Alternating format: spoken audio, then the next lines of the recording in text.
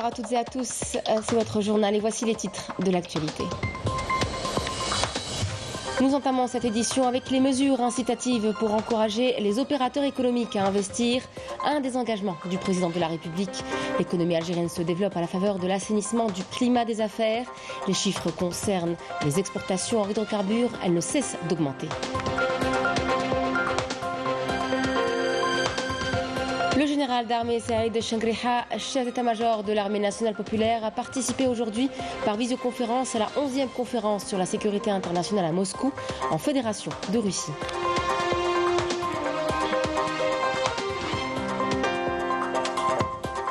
Le ministre de l'Intérieur, des collectivités locales et de l'aménagement du territoire, Brahim Erad, en visite d'inspection et de travail dans la wilaya de Khenchla. Objectif, faire l'état des lieux sur la concrétisation du programme complémentaire de développement dédié à cette wilaya. L'art du vitrail, cet art millénaire qui se singularise par des méthodes de fabrication qui ont évolué en termes de matériaux et de techniques. On vous en parlera ce soir à travers un artiste qui fait partie de ces héritiers des artisans verriers. Son portrait dans quelques instants.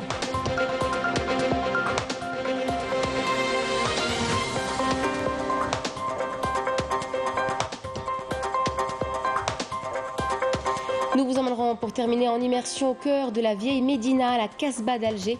Les visiteurs étaient nombreux à avoir été sous le charme des histoires, de l'architecture et de la magie des lieux. Un reportage est à suivre.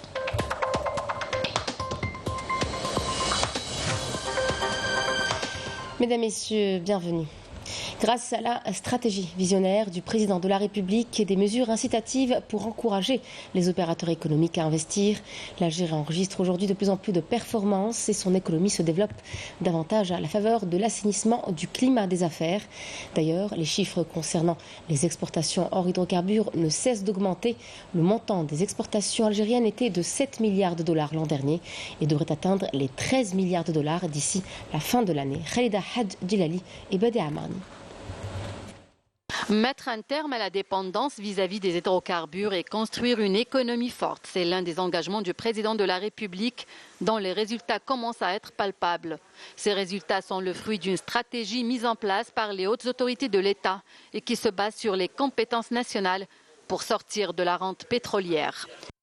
منذ 35 سنة 40 سنة عمرك ولا تجاوزت ملياري دولار تصدير خارج المحروقات.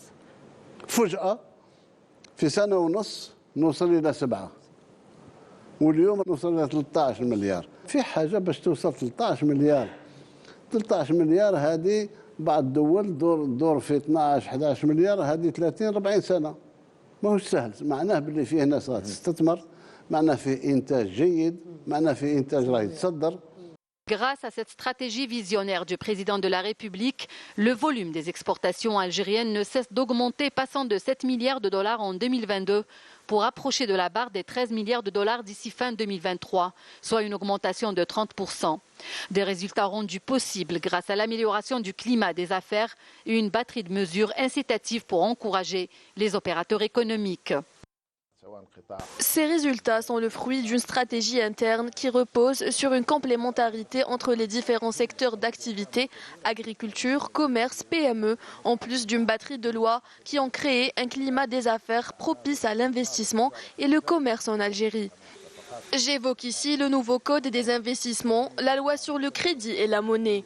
Je qualifie ces chiffres de grande avancée car ils n'ont pas cessé d'augmenter, passant de 5 milliards de dollars à 7 milliards et 13 milliards de dollars. Toutes ces mesures incitatives et les nouvelles méthodes adoptées dans la gestion, de même que la lutte contre la bureaucratie en mettant en place le guichet unique, en plus des avantages offerts par l'Agence nationale pour la promotion des exportations, ont permis d'atteindre ces performances. Et grâce à ces résultats, l'Algérie se lance un autre défi, celui de se positionner parmi les grandes économies mondiales. La position géostratégique de l'Algérie en fait une porte sur le continent africain, attirant de plus en plus d'investisseurs. Ajoutez à cela les importantes richesses que recèle le pays et dont moins de 20% sont à ce jour exploitées.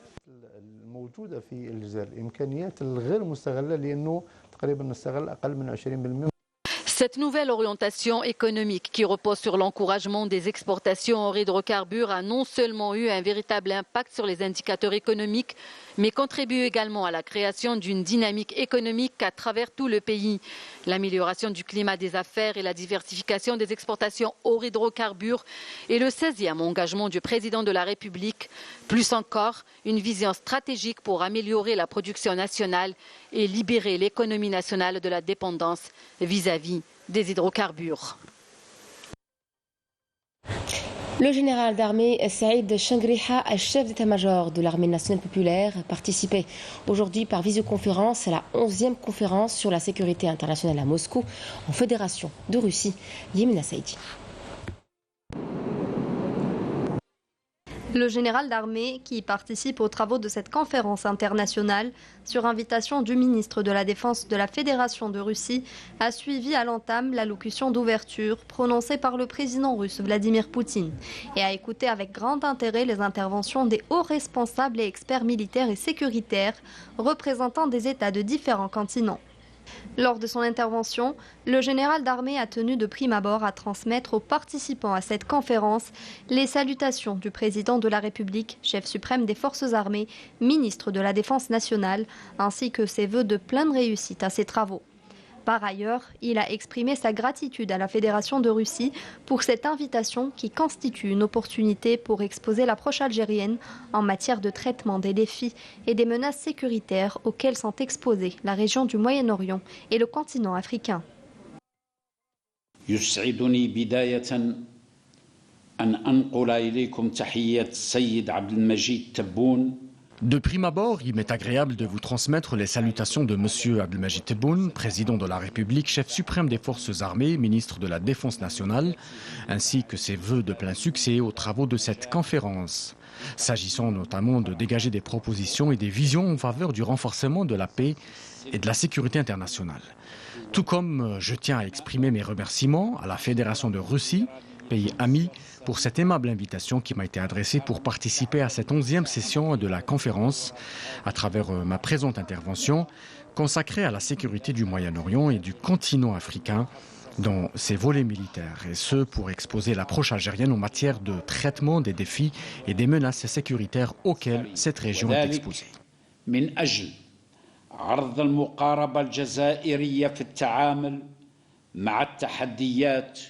والتهديدات الأمنية التي تواجهها هذه المنطقة. Le général d'armée a indiqué que l'Algérie est convaincue que la prise en charge sérieuse des causes génératrices de crise et qui alimentent l'instabilité ainsi que l'insécurité internationale et régionale passe obligatoirement par le respect de la légalité internationale, loin de toute ingérence étrangère et des tentatives de création de l'instabilité. تؤمن الجزائر بأن الوقت قد حان بالنسبة للمجتمع الدولي. L'Algérie est convaincue qu'il est temps pour la communauté internationale de prendre conscience de l'importance de la préservation et de la sécurité internationale à travers la prise en charge sérieuse des causes génératrices de crise qui alimentent l'instabilité ainsi que l'insécurité internationale et régionale. Cela passe obligatoirement par le respect de la légalité internationale, ainsi que l'apport de l'aide et du soutien nécessaire aux pays africains pour leur permettre de développer eux-mêmes des solutions inclusives et de prendre en charge les problèmes du continent de manière souveraine et loin de toute ingérence étrangère ou de tentative de déstabilisation.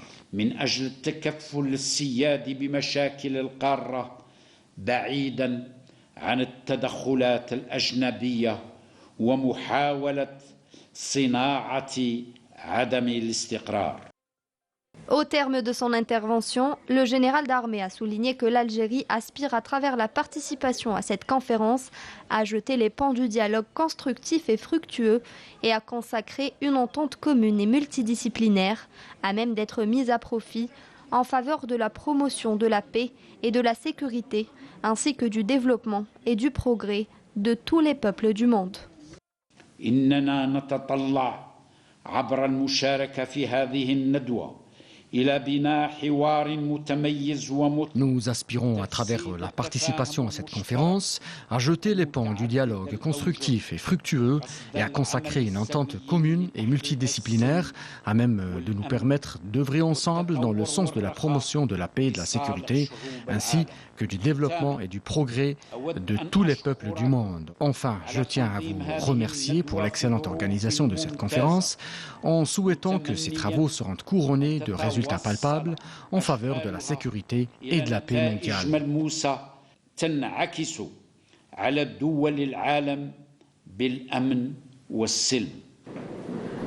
Cette 11e conférence de Moscou sur la sécurité internationale a traité avec des analyses et des études les multiples défis sécuritaires auxquels le monde fait face aujourd'hui, notamment à l'ombre de la recrudescence des menaces et des risques engendrés par les situations d'insécurité qui caractérisent certaines régions dans le monde, comme elle aborde les solutions possibles et les mesures à entreprendre afin d'y faire face, en coordination avec les différents acteurs internationaux.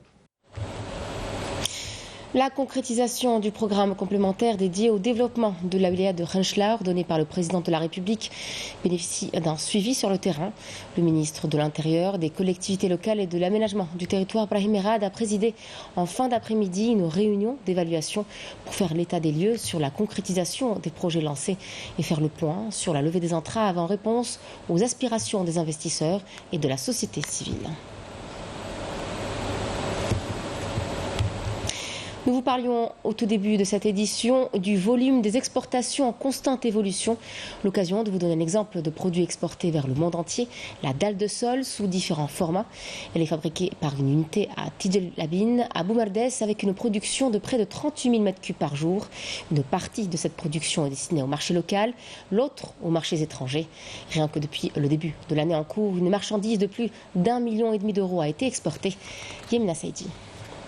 Plus de 12 millions de mètres cubes de dalles de sol et autres carrelages sortent chaque année de cette unité de production de céramique dans une région où la matière première est disponible tout au long de l'année avec plusieurs types d'argile.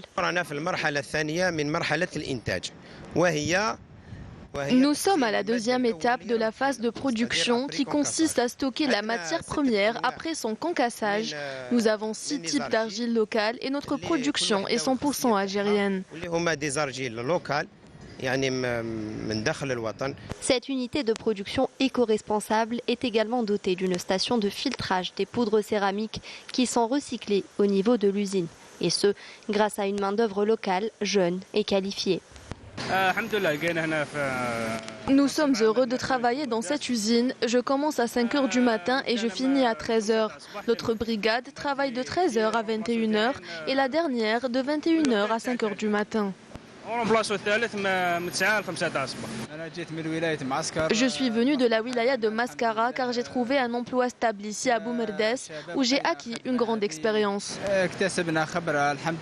Cette unité de production à la pointe de la technologie emploie plus de 400 ouvriers avec une capacité de 38 000 m3 par jour. Sa production couvre près de 7% des besoins du marché national. Le reste de la production est destiné à l'exportation. Il y a une forte demande. Nous effectuons des opérations d'exportation une fois par semaine. Nous exportons vers l'Europe, l'Afrique et l'Amérique du Sud. Nous exportons des dalles de sol de 20 sur 60 cm et de 30 sur 60 cm. Ce sont les formats les plus demandés.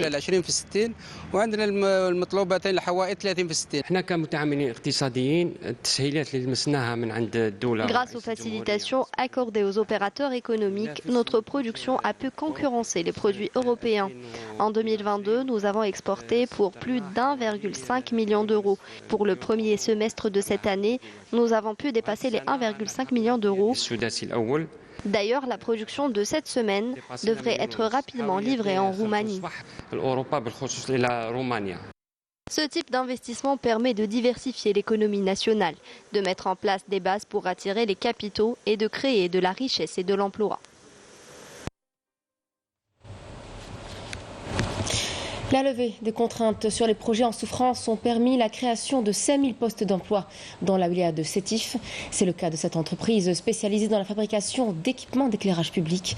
Elle emploie une centaine de cadres et d'employés et satisfait les besoins du marché national. Bédé Amarni. Des milliers d'emplois sont créés, des recettes importantes pour le trésor public et une réduction conséquente de la facture des importations. Telle est la réalité du monde économique à Sétif. Ces performances sont dues aux engagements du président de la République de lever toutes les entraves sur les projets économiques. J'étais chômeur comme beaucoup de jeunes. J'ai rejoint mon poste dans cette entreprise à son ouverture il y a 2 mois. Grâce à l'État et grâce à l'administration qui a levé les contraintes qu'a rencontrées l'entreprise, nous pouvons aujourd'hui penser à notre avenir. C'est ma première expérience dans le monde du travail après l'obtention de mon diplôme en électrotechnique. C'est une très bonne expérience car elle m'a permis d'apprendre beaucoup de choses.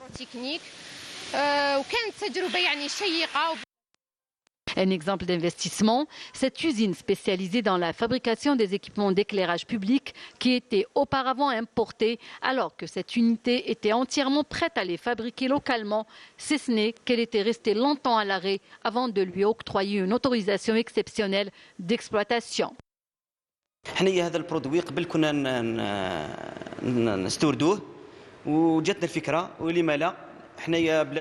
Avant, nous importions ce produit. Nous avions pensé à nous lancer dans la fabrication des détecteurs de lumière et les détecteurs d'éclairage public. Les entraves administratives nous ont empêchés de lancer notre projet.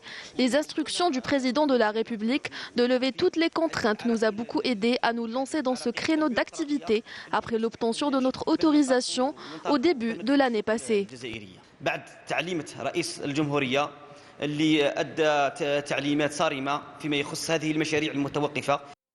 Cette usine a réussi à satisfaire les besoins du marché national avant de se lancer dans un autre projet d'extension et à créer des centaines d'emplois. C'est là un exemple de nombreux projets qui étaient en souffrance à Sétif. En application des instructions des hautes autorités du pays qui consistent en la levée des contraintes sur les projets, 128 autorisations ont été attribuées au niveau de la wilaya de Sétif, susceptibles de créer plus de 5000 postes d'emploi. Les ingrédients sont là pour permettre une relance économique efficace dans une Algérie nouvelle, loin de toute bureaucratie et lenteur administrative. C'est à Ain Timouchant que nous allons à présent pour vous parler d'arboriculture. Jamel, un agriculteur de la région, a consacré son talent et son labeur pour faire d'une terre auparavant jachère un véritable havre de vie végétale. Grâce à sa culture viticole florissante, son environnement propice et ses partenariats, cette wilaya attire de plus en plus d'investisseurs des 4 coins du pays. Rina Lorari. C'est après un travail de longue haleine qu'Amimr Jamel, un agriculteur de Ain Timouchant, a pu transformer ce qui était autrefois une terre rocailleuse et stérile en une exploitation agricole verdoyante avec des vergers à perte de vue. J'ai travaillé cette terre avec le but de me lancer dans l'arboriculture. J'ai planté des pêchers, des orangers ainsi que des pruniers. J'ai également dédié 22 hectares à la culture du caroub. Sbiat est une ville côtière qui auparavant était connue pour la céréaliculture, mais les rendements étaient très faibles après plusieurs années de sécheresse. Nous nous sommes donc tournés vers l'arboriculture et les cultures maraîchères. Réputé pour son raisin de qualité, Ain Timouchant attire de plus en plus d'agriculteurs des 4 coins du pays voulant investir dans la viticulture. Nous aspirons à augmenter la production et à cultiver d'autres variétés de vignes. Notre but est d'agrandir ce projet. Le seul problème auquel nous faisons face, c'est le manque d'eau et d'électricité. La wilaya de Ain Timoshent a enregistré plus de 300 dossiers auprès de l'Office national des terres agricoles. Ce sont des privés qui nouent des partenariats avec des gestionnaires des exploitations agricoles, collectives ou individuelles. Près de 90% de ces investisseurs recourent aux nouvelles technologies d'irrigation, à l'exemple du goutte à goutte ou encore les bassins géomembranes, ce qui a aidé à augmenter la production. Malgré les changements climatiques pouvant affecter les cultures, les agriculteurs de Ain Timoshent relèvent le défi pour améliorer les rendements. Avec son climat méditerranéen et ses terres fertiles, cette wilaya est en phase de devenir un pôle agricole par excellence. Dans l'actualité internationale, en France, des milliers de vacanciers ont été évacués en raison d'un violent incendie qui s'est déclaré hier dans 3 communes du sud du pays, dont la station balnéaire d'Argelès-sur-Mer. Le feu a pris dans les Pyrénées-Orientales, département frontalier de l'Espagne, et a parcouru des centaines d'hectares dans une zone périurbaine à forte concentration touristique. Une situation particulièrement délicate vu la chaleur intense, la sécheresse et les vents tourbillonnant jusqu'à 80 km/h. Selon les soldats du feu, plus de 3000 personnes ont été évacuées des 4 campings. Au moins 65 personnes ont péri en Inde, dont 11 dans l'effondrement d'un temple au cours d'inondations et de glissements de terrain dévastateurs. Plusieurs jours de pluie torrentielle ont détruit des ponts et des bâtiments, emporté des véhicules dans des états septentrionaux. Les habitants sont appelés à rester chez eux et à s'éloigner des cours d'eau. Les écoles restent fermées. Dans les zones les plus atteintes, de grands axes routiers et des lignes électriques ont été fortement endommagés, bloquant ainsi des milliers de personnes. Le réseau ferroviaire a lui aussi subi de lourds dégâts. En Russie, 35 personnes ont été tuées et des dizaines ont été blessées dans l'explosion et l'incendie d'une station-service au Daghestan, en République du Caucase russe, selon un dernier bilan publié par le ministère des Situations d'urgence. 2 Palestiniens, dont un adolescent, sont tombés à martyrs sous les balles de l'occupation sioniste hier soir lors d'un raid dans la ville d'Ariha, en Cisjordanie occupée. En parallèle, des colons sionistes ont installé des tentes sur des terres appartenant à des Palestiniens dans le village de Burin, au sud de Naplouse, en Cisjordanie occupée. Le responsable en charge du dossier, Rassan Tarlas, a indiqué que ce procédé est utilisé par les colons pour élargir les colonies et saisir davantage de terres palestiniennes, avant d'ajouter que toutes sortes d'activités de colonisation sioniste dans les territoires palestiniens occupés est illégale du point de vue du droit international et de la 4e Convention de Genève. En Algérie, c'est la dernière ligne droite de l'AS Sochlef avant de rallier la ville de Benin City au sud-ouest du Nigeria pour affronter l'équipe locale Bendel Insurance FC samedi prochain pour le compte du premier tour de la Coupe de la Confédération africaine de football. Samia Chichou. Deuxième séance d'entraînement pour les joueurs de l'AS Sochlef sous la direction de son nouveau coach Abdelkader Yahish avant de rallier le Nigeria pour affronter l'équipe locale Bendel Insurance FC ce samedi pour le compte du premier tour de la Coupe de la Confédération africaine de football. Notre objectif est de bien se préparer pour le premier match de la CAF. Inch'Allah, on revient avec un résultat positif.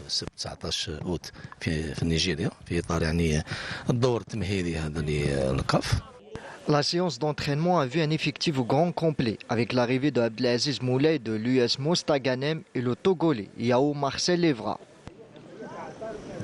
Je me suis intégré au groupe rapidement. Je connais pratiquement tous les joueurs, l'ambiance est parfaite.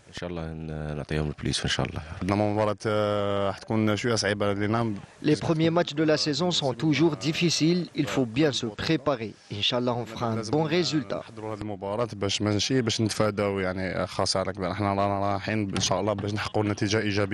La formation chilifienne participe à la Coupe de la CAF grâce à son trophée de Coupe d'Algérie remporté le 22 juin 2023 face au CR Belouizdad par 2-1. De l'art à présent, en vous invitant à découvrir un artiste qui a décidé de revenir s'installer en Algérie pour s'adonner à sa passion, l'art du vitrail. Un art millénaire qui se singularise par des méthodes de fabrication qui ont évolué en termes de matériaux et de techniques. Semel Lemouchia fait partie de ces héritiers des artisans verriers. Notre reporter Semel Baourel est allé à sa rencontre. Regardez. Cette fenêtre sur l'art du vitrail nous donne une idée sur l'authenticité et la beauté de ce métier. Ces œuvres aux jeux de verre et de lumière appartiennent au maître verrier Samir Lamouchia. Il a appris ce savoir-faire au Koweït. Il a pu par la suite explorer de nombreuses techniques et expressions artistiques et a pu mettre sa touche avec sa palette de couleurs vives et son style arabo-mauresque. Doué dès son enfance en dessin, Samir est devenu par la suite ingénieur en mécanique power et architecte d'intérieur et n'a pas abandonné sa passion. Son aventure avec le vitrail a débuté en 2008. C'est l'art du vitrail ou le stained glass. En arabe, on l'appelle az-zujaj al-mu'ashaq. C'est un métier qui a vu le jour durant le XVIe siècle. En Occident, il y avait une ancienne technique où on utilisait du plomb pour le montage des pièces de verre. Et c'est grâce à l'ingénieur américain Tifrani que cet art a brillé durant la période allant de 1878 jusqu'à 1933. Le vitrail a été introduit partout, dans les églises, musées et même dans les maisons, avec l'introduction du cuivre et d'autres matériaux. Samir Lamouchia a pu orienter cet art selon ses goûts, son environnement et sa culture. C'est un métier qui demande beaucoup de précision, de concentration et de patience surtout. Et en ma qualité d'ingénieur et décorateur d'intérieur, j'ai pu maîtriser toutes les techniques et tous les styles de décoration, style floral, arabo-mauresque, géométrique, etc. Cet art vivant, c'est ce que démontre chaque jour ce maître verrier qui, au gré de son talent, a fait des œuvres de création pour des édifices publics, des monuments historiques et des demeures particulières aussi. Son souhait aujourd'hui est de laisser encore son empreinte. Cet art a toujours existé en Algérie. Depuis l'ère coloniale, on le trouvait notamment dans les églises. Et avec le temps, ça a disparu. Aujourd'hui, on est quelques-uns seulement à le faire à cause de la cherté de la matière première et sa non-disponibilité souvent. Moi, personnellement, ça ne me freine pas. Je n'abandonnerai pas. Et je trouve toujours des solutions pour finir mes œuvres. C'est juste ma passion et mon coup de cœur. Lumière de verre, ce savoir-faire qui consiste à transformer le verre en utilisant des arts graphiques et décoratifs, reste la passion de Samir qui souhaiterait être reconnu comme artiste dans cet art ancestral, peu connu, et le transmettre aux jeunes générations. Hier, nous vous avions fait visiter la petite Casbah de Chelchel. Ce soir, on vous emmène à une immersion au cœur de la vieille Médina, la Casbah d'Alger, sur les pas du guide Sadek. Les visiteurs étaient nombreux à avoir été sous le charme des histoires, de l'architecture et de la magie des lieux. Un reportage signé Semera Hadjamar.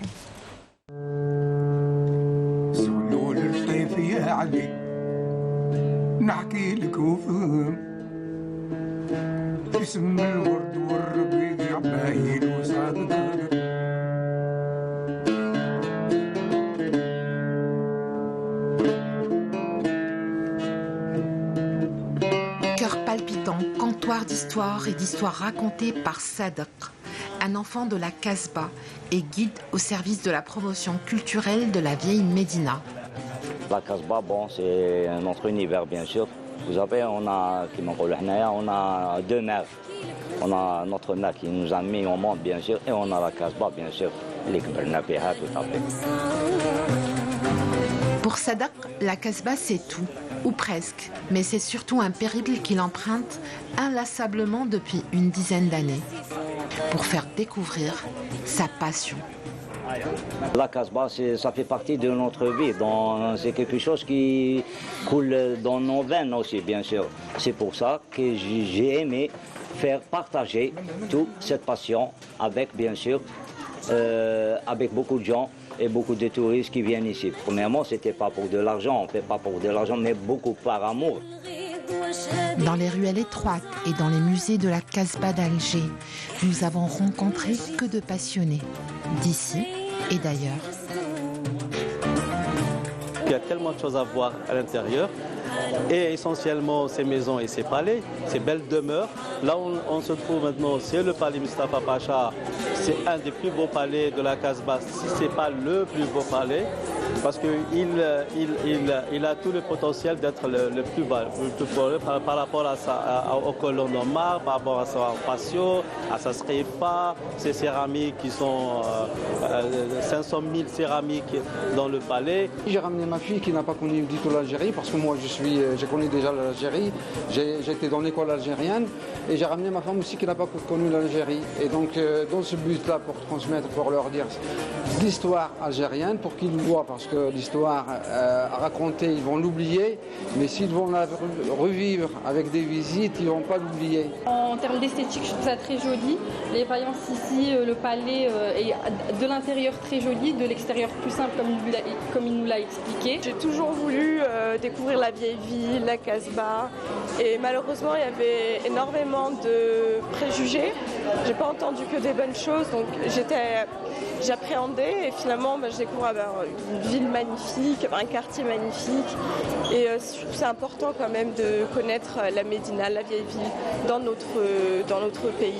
Les gens que je fais sortir guidés ici à la Casbah, bien sûr, ils sont d'une manière, bien sûr, ils aiment beaucoup, mais aussi, c'est aussi mon rêve qu'elle soit vraiment propre, bien sûr, et qu'elle soit restaurée pour que, bien sûr, l'histoire continue et la visite soit toujours appréciée.